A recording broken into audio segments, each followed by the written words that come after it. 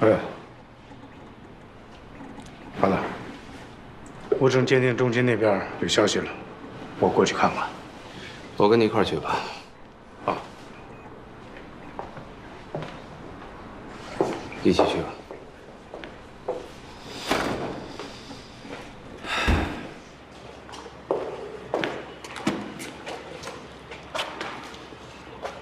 那我去开车。你让他来干什么？老刘啊，小周可是个当警察的好苗子，正直敬业，能动性强。我可不希望埋没这么个人才。你总说怕他跟着我会出危险，可是事情到了这个阶段，你这个当爹的也总不希望自己的女儿之前的努力白白浪费吧？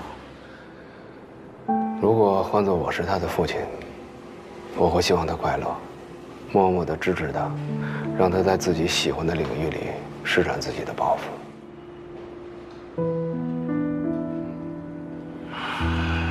那是因为你啊，没做我父亲。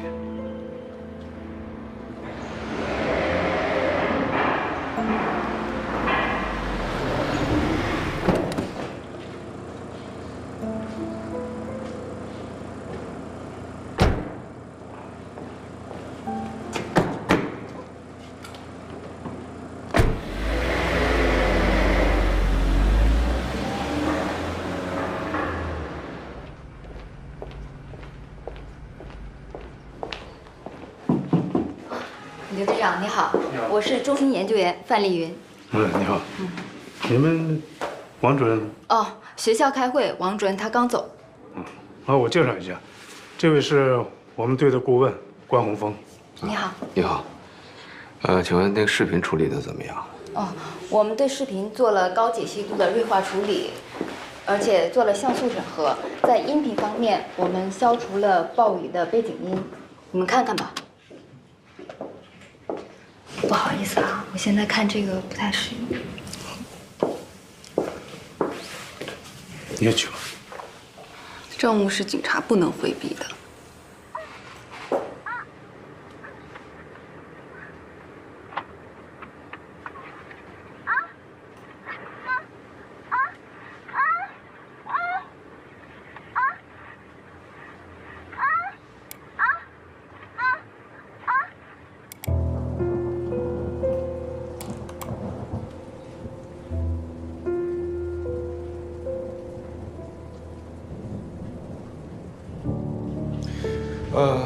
可以给我们拷贝一份吗？啊，好。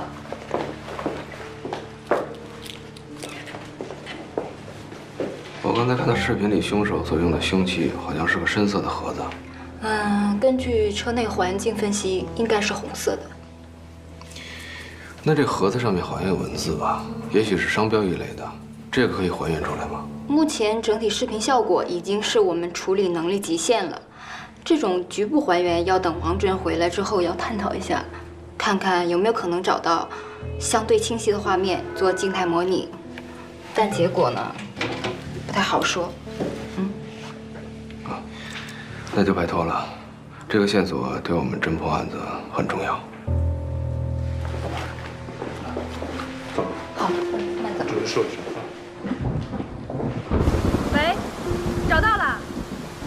你等一下，关老师，昨天晚上11点多的时候，被害人的车辆离开了火攻俱乐部，一辆银灰色的捷达尾随，捷达遮挡了前后的牌照。银灰色的捷达，会不会就是凶手的车啊？你看看这停车场停了多少辆银灰色的捷达？如果真是凶手的车，那他还算挺聪明的。干脆啊，让技术队把尾随车辆的视频送过来，看能不能找到什么排查特征。哎，你好。呵啊，我不如你，可这既擦去指纹，又不留足迹，车辆也没特征，还折套号牌。这凶手还披着雨衣，什么线索都没留下。不对，这次他搞砸了。是因为拍下了视频？不只是视频，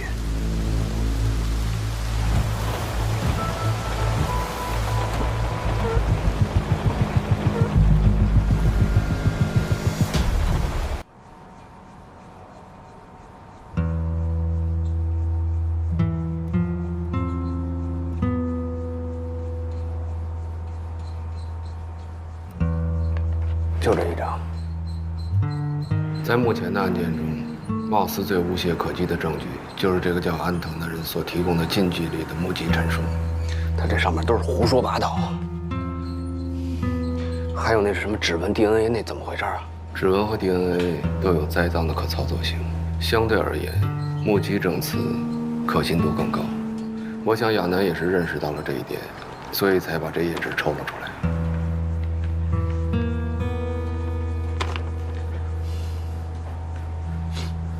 你看啊，这上写的，辨认人安藤在认真审视了照片后，当即指出27号关宏宇接近其所目击之成年男性。啊，我压根就没去过那狗屁小区。他可是从30张照片里把你指认出来，他就是3万个人当中指认的我，他也是胡说八道。哎，这上不是有他地址吗？把这人找出来，啊？他提供的住址就是案发的4号楼，而且他是租住的。案发以后不久他就搬走了，现在楼是空的，上哪儿找这个人？不是，那查他身份证啊，还有户籍所在地啊。怎么了？查过了，这个人不存在，根本就没有安藤这个人。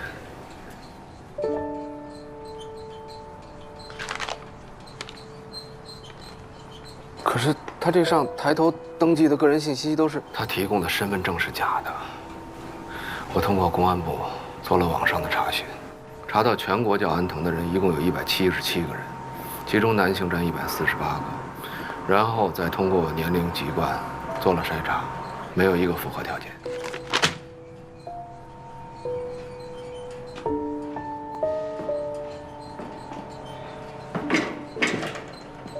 哎，也就是说，我让一根本不存在的人留下了一个无可辩驳的证言之后，这人就人间蒸发了。你有没有想过，他为什么会凭空消失？换句话说，为什么他一开始就用假身份？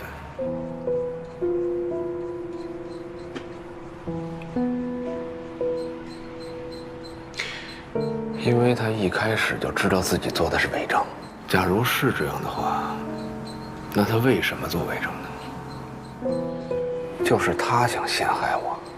就算不是他，我想，他跟想陷害你的人应该也存在某些关联。我不管。反正咱们得赶紧把这人找出来。我们现在没有这个人的照片，不过你注意到没有，他对案发当天晚上一路走进小区那些细节的描述，比方说小区的超市没有关门，还有圣诞节的促销广告没有撤等等。你的意思是说，案发当晚，这个人也在曙光4号院？极有可能，所以必须得找到这个人。哥，你现在相信我是冤枉的了吧？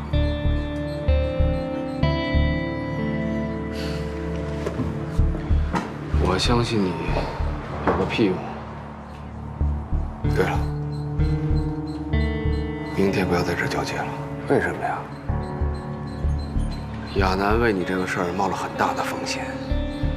那这跟在哪儿交接有什么关系啊？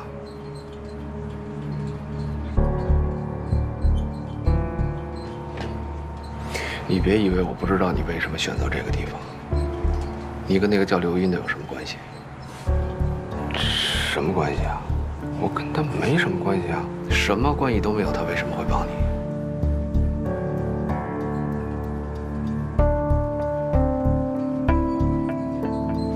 时间到了。我先走了啊。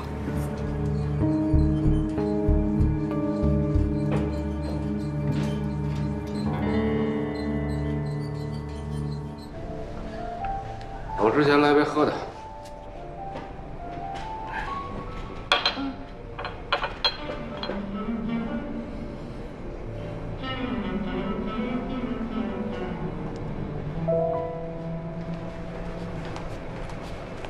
关队长，工作期间可以喝酒吗？如果被曝光，恐怕在领导那儿不太好交代吧。澄清一下啊，我呢就是个外聘的顾问，不算是公安干警这个编制啊。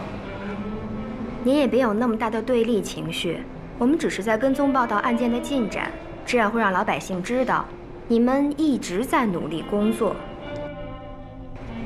关队长，你们在物证鉴定中心分析的那段视频，是凶手自己拍的吗？啊，那个就是案发周边路段的监控视频。监控视频是今天送到队里的，而物证鉴定中心的视频是昨天就已经送到了。关队长，何必在这样的小事上蒙我们呢？况且我们已经知道这段视频的存在，如果你不介绍一下情况的话，只会引发更多的猜测。公布出来，没准会对破案有帮助呢。不好意思啊，这个侦查阶段呢，保密，无可奉告。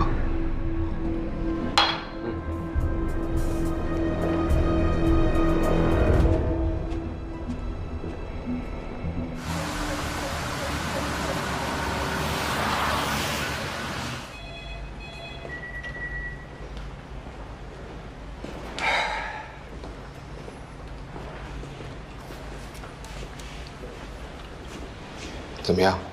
有什么进展吗？17辆车的车主啊，我找到13辆，其他4辆还在摸，不过基本上都已经排除了。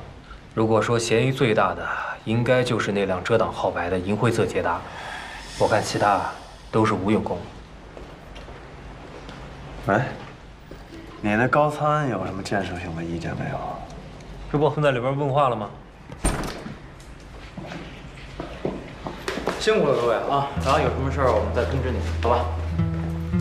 还有，海港区支队那个叫韩斌的顾问，你要对他特别留心。我对他不是特别了解，只是从直觉上觉得他是个很敏锐的人，有一种说不上来的古怪。捷达车的监控视频已经送去物证鉴定中心了，但是鉴定中心那边在问，在锐化和成像方面有没有什么特殊的要求？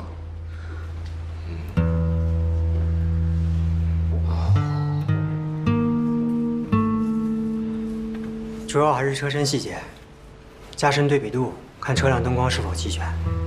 对车辆经过泥泞路段的画面，要清晰化处理一下地面上的胎印，看车身细节是否有刮蹭类的事故痕迹，轮圈尺寸。关队，您看还有什么？啊，还有就是车尾后部是否能够找到用以识别车辆排气量或型号的标识，也就这些了。尽量利用车身的细节缩小范围。好，我这就去打电话。哎呦，师傅，好家伙，这堆记者把门口都堵死了，车都进不来，咱是不是那什么呀？刘长勇，这不他最擅长吗？行，咱们啊，就是对这些记者太手软了。就你上次扣的那个董涵，到现在还缠着我呢。你又被他逮着了。我觉得他可以来咱们这里做跟踪培训。他没问出什么来吧？媒体这样大肆宣扬甚至渲染案情，可能会导致其他恶性结果。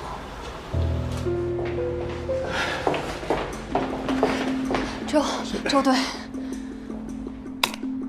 车震杀手疑持破窗器行凶，警方获案发视频秘而不宣，什么意思？这些记者是跟咱们大脑联网的吗？他们怎么会知道我们这儿有视频？说不定，咱们去物证鉴定中心时，也被跟踪了。那破窗器呢？破窗器？不，等会儿，这个破窗器的说法，最早是从哪儿开始的呀？是我和关队在法医实验室讨论过的。都谁知道破窗器的事儿？你，我，高法医，还有这2位。去物证鉴定中心的前后，没跟他们提过破窗器的事儿吗？那这消息怎么漏出去的？我没说，亚楠也1天没离开支队。你看我干嘛呀？韩冰今天一直都跟我在一起，你总不会以为是我说的吧？哎，老管，刚才你和董涵没多说什么吧？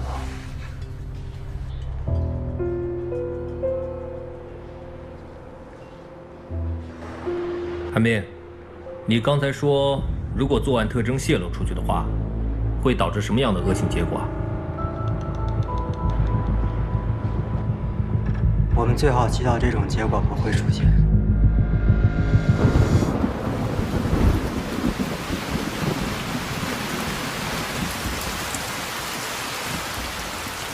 我说你是不是见着女的就腿软呀？这么重要的线索你透露给媒体，这不是向凶手播报我们的侦破进展吗？不是我说的，你怎么跟周旋一样，喜欢冤枉我呀？关于监控，我有一个新的想法。啊，你是说扩大调取监控录像的范围啊？那个李迪森从火攻俱乐部到案发现场的路线已经还原了。跟踪他的那个银灰色的捷达，我说的不是这个。你有没有想过，年30晚上，虽然曙光4号院没有布防监控，但我们可以同样扩大调取监控的范围。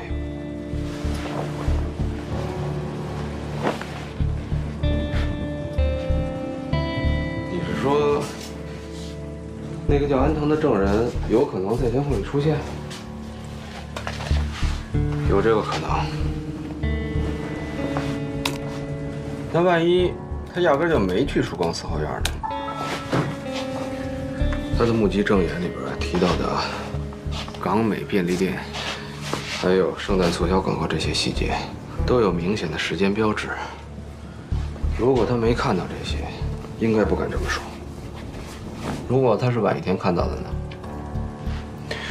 那他怎么确定那个便利店是开着门的？这么重要的案子，他敢作伪证？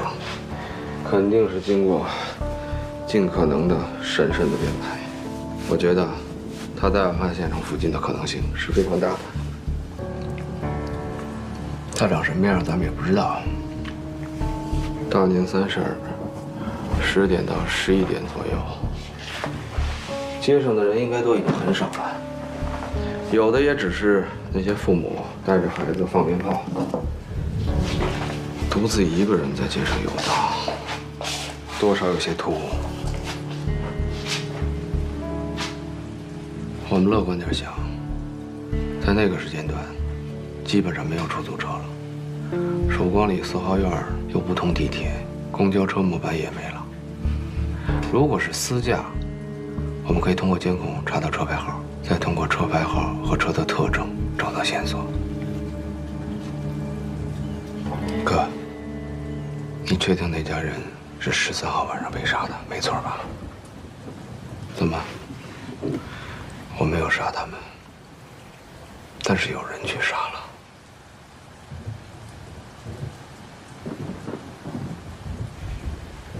凶手，对，凶手。如果监控能拍到安藤的话，那应该也能拍到进出现场的凶手。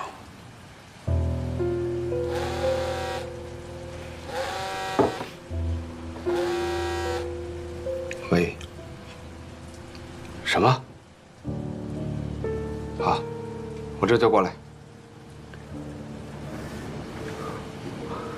看来老天爷没有听到我们的祈祷，担心的事还是发生了，是吧？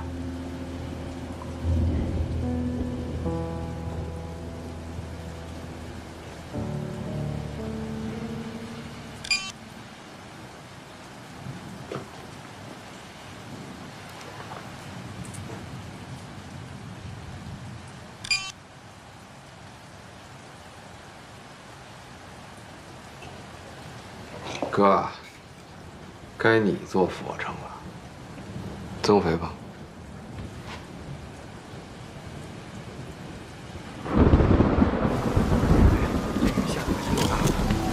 能看清吗？里面到底有没有人啊？看不见，这也不知道啊。肯定有啊，要不你看那帮警察忙活什么呢？那到底有几个人？来，2人吧。2人，把这个车窗的细节仔细的拍一下啊。老周啊，我这帮你破案也算引火上身了。你帮我拿一下放大镜吧。你看这凶手都跑到我们辖区来作案了，我看这车震杀手是向咱们来示威来了，这事儿你可不能不管啊！来，大家配合一下啊！往后靠，往后靠！哎，警察同志，你们只有2人吗？往后靠，往后靠，往后靠！哎，现在没闯出了，盯住了啊！还有你那边也是啊。那要是一男一女的话，是不是那个父母这才几人呢？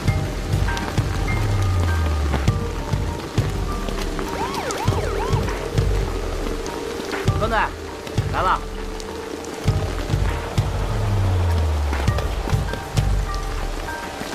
老关，赶紧看看。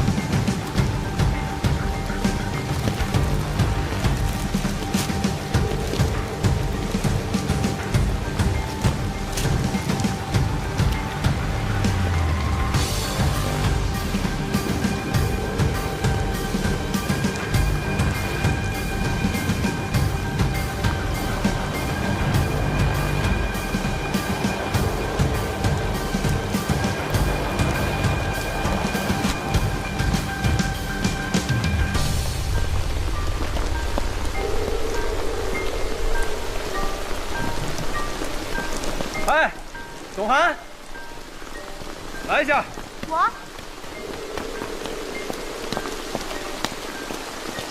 我不对你动粗，并不是因为你是记者，是因为你是个女人。跟我来吧。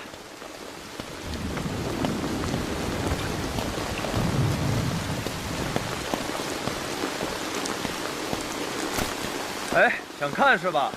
来，看个够啊！不好意思啊，记者同志，我们周队也是因为接连有群众遇害而感到焦虑。不管怎么说，这一系列案件的凶手已经加快了作案的频率，这是不争的事实。从案件的初步判断来看，作案凶器的特征、被害人的身份以及他们作案的手段，跟之前的4起案件基本上是完全一致的。我们一定会尽全力破案，减少类似悲剧的发生。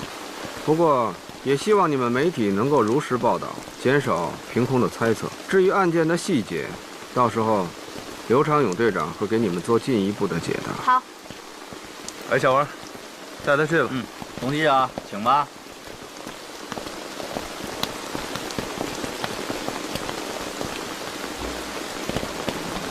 很明显，这是一个完全按照媒体公布的案件特征作案的模仿犯。就是因为这前挡风贴了膜。小郑，来把那个拿过来。你看看这凶器，这车窗不是被破窗器击碎的，而且这车里的2名被害者也不是所谓的车震。从被害者随身携带的证件来看，男的叫徐建国，女的叫曹艳茹，2个人就住在北边的小区里，来这儿应该只是回家前停车。那这2人什么关系啊？民政局登记在册的2口子，夫妻呀。啊，都是遭戳刺致死，凶器应该是边长为0.3厘米的锥状物。凶器倒是一样啊，不太一样啊。之前几案中，凶手使用过的凶器，不管是不是改造过的破窗器，用于戳刺部分的长度应该不超过9厘米，而这次死者伤口中最长的贯通伤纵深超过了12厘米。很明显啊，凶手只注意了凶器形状的吻合，却忽略了长度。那凶手要是想这回推陈出新呢？即便是如此，也不能改变他明显的作案特征。你们看，这车里一片狼藉，凶手在杀害2名被害者以后，并没有重新摆放尸体，也没有重新整理里面的物品。那我们利用媒体对外声称是同一案犯所为，就是希望这2名凶手能够放松警惕，啊。总比让他们了解更多的案件细节要好得多吧？咱现在不管是不是车震杀手干的，我们辖区内可又多了1起命案。既然不是那个连环凶手所为，那么作为目标的2名被害者，应该是对于凶手来说存在某种指向性，也可能跟凶手之间有某种内在的联系吧。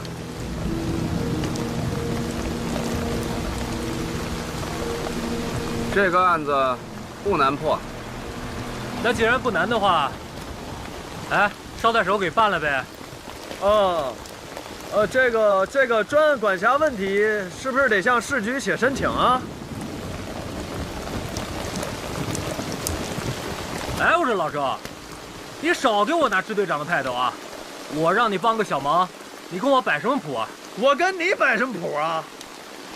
我就是担心咱们这专案组的管辖问题，我跟你摆谱。要不这么着吧，啊，咱们都尽力而为，能查多少查多少，能够确定的那个嫌疑人呢就抓。不管怎么着，到了晚上呢，这案子就归你们海港支队啊，这样也省得上那个市局递申请了，是不是？哎啊，行，靠谱啊，仗义，靠谱啊。那就这样，先查一下2名被害者的工作关系，还有从这个资金状况和社会背景查起。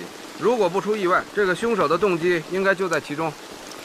行，那咱们提高点效率，分头查，好吧？好，干活。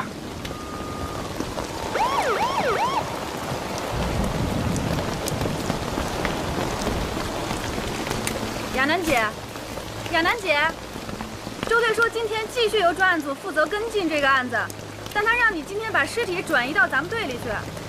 周巡说的。小徐，干活吧。行，好嘞。小雨，哎，小雨，哎，把担架抬过来。哎，好嘞。刘队，周队也让您过去一下。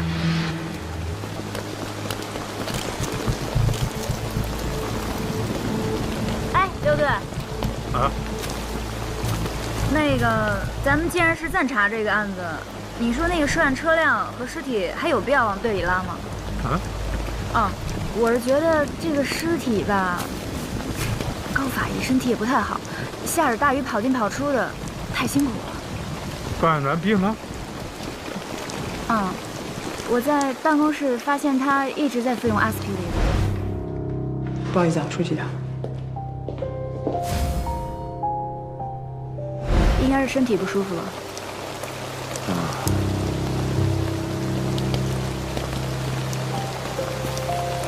阿司匹林。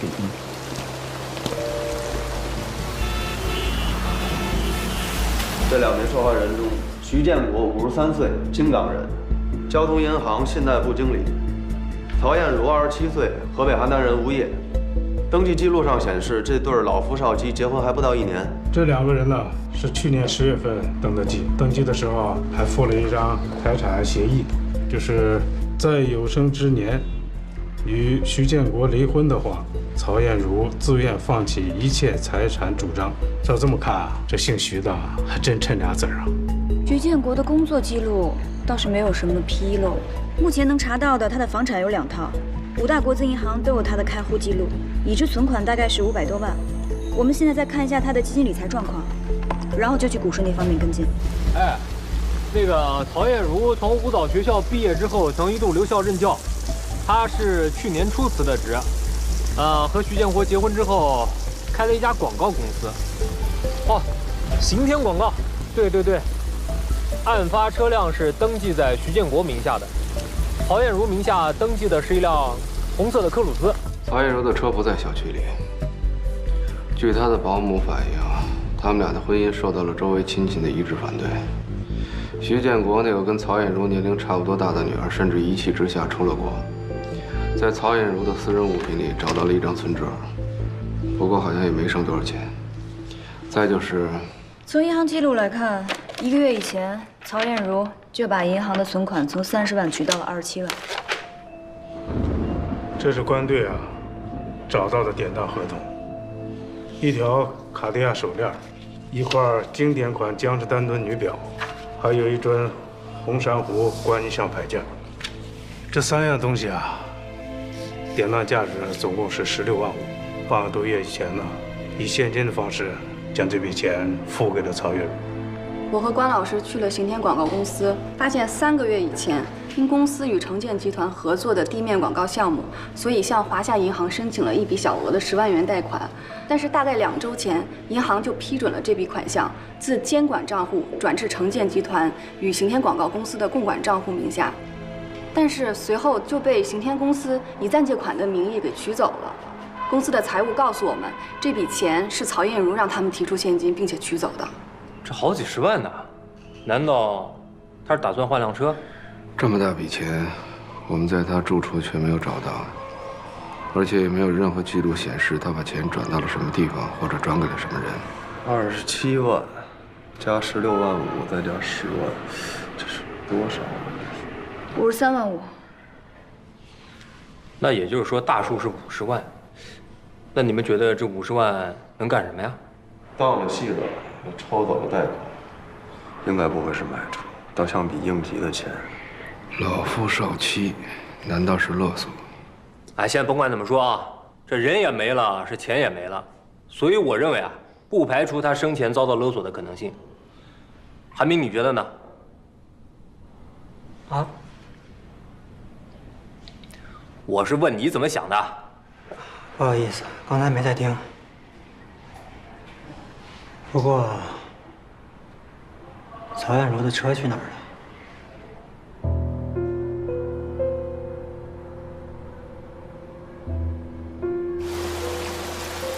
哎，虽然我不沾这玩意儿，但是这 GPS 是个好东西，至少定位起来方便啊。就是这辆。这光找着车也没用啊，关键谁把它开来的呀？那我去保安这儿看看监控啊，看看能不能找到司机。啊，我先去了啊。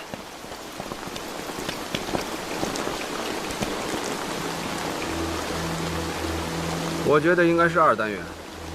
我感觉是3单元。我转了一圈，这辆车只有右前胎上有泥，估计是拐过来的时候要在路边上的泥地开过来的。之所以这么开，肯定当时对面是停了车的，也许就是晚上小区居民都回来的时候，所以他拐过来就停下了，应该就住在离这车很近的地方。你为什么觉得是3单元？3单元楼门口是个很窄的死胡同，好进不好出，进去之后没法掉头。而这边却相对开阔些。就因为这个？不，因为这个。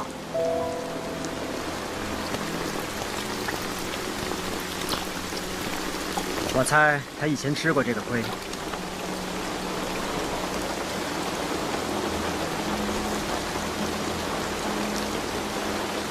哎，这2位大师要是能告诉我门牌号码的话，哎。我赵金城就天天烧高香拜着2位了。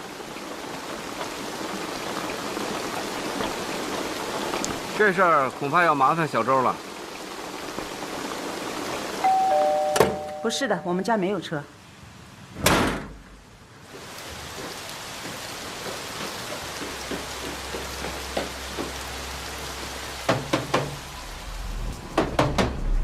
谁呀？小区物业。楼下有一辆牌照是港 A4595的红色雪佛兰，请问是您的吗？那辆车可把消防通道给堵住了。你们那又没写什么消防通道，对吧？哎，干嘛呀？楼下红色雪佛兰是你的？什么呀？车哪儿来的呀？我同学借的。哪个同学啊？就我同学啊！你干嘛？动！放开我！你们警察也不能乱抓人吧？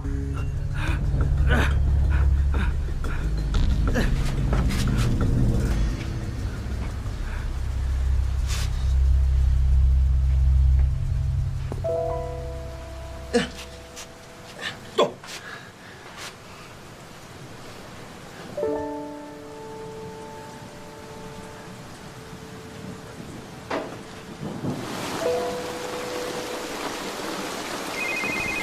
哎，老周，老周，哎，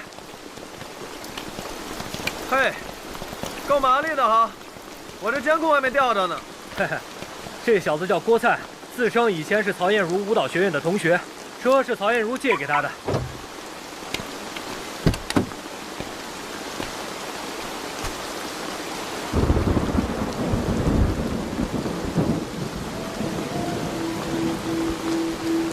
这车什么时候借你的？就前2天吧。看着不太像。他为什么要把车借你？他可能，反正他平时也不开。行，那咱换个问法，你为什么要找他借车？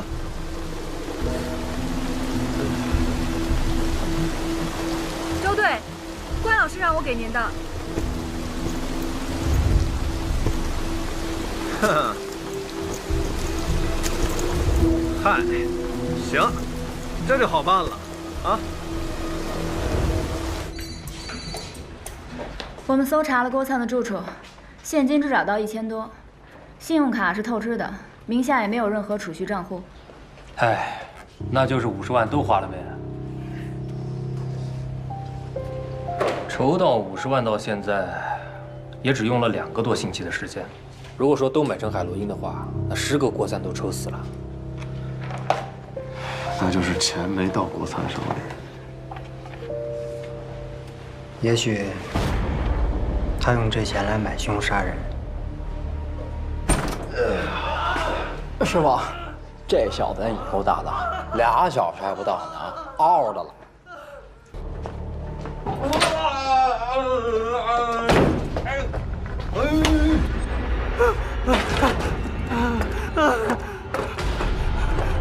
给我！没那么容易吧？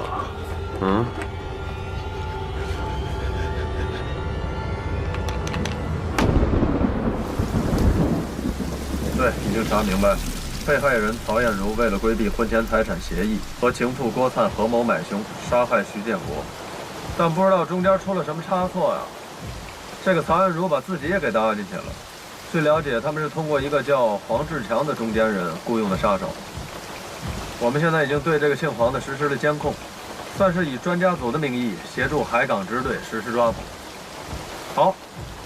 好，您放心。哎，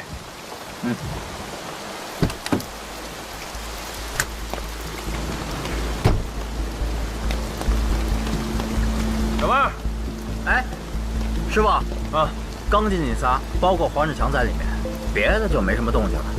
但我觉得会不会里面有其他人？这小区还有没有别的出口？全封锁了。行，我去看看啊。